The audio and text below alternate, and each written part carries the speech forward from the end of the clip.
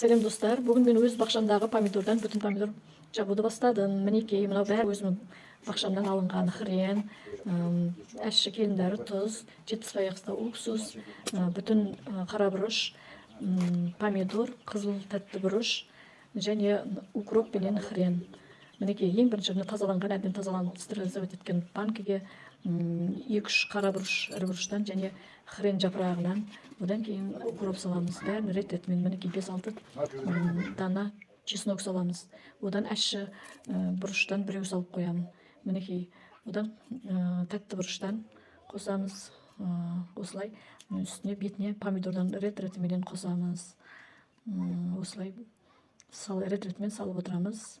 Бәрі өзім бақшам. Маған тіркеліп, лайк басуды ұмытпаңыздар. Бұдан да қызықты, жақсы, пайдалы видеоларымды салып отырамын. Мінекей осылай салып аламыз бәрін. Бәрі өзімнің бақшамнан терілген, өзімнен бәрі. Мінекей осылай бәріне салып, үстіне қайнаған су құямыз. Бәрін үстіне қайнаған суды құйып, 15-20 минутқа қойып қоямыз. Қайнатылған қақпақты бетіне жауып қойып қоямыз. Мінекей осылай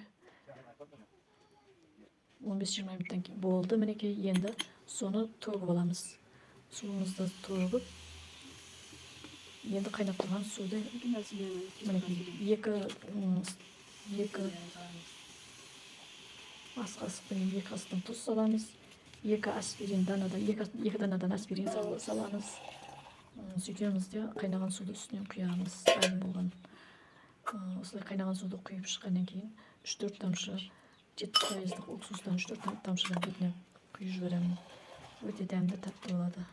Мінекей дайын болды. Дайын болған банкімізді осылай жауып аламын. Өте керемет, тәтті болып шығады. Мінекей сау болыңыздар, хош болыңыздар. Маған тіркелуді ұмытпаңыздар. Бұдан да қызықты видеоларымды көресіздер. Амандықта болыңыздар.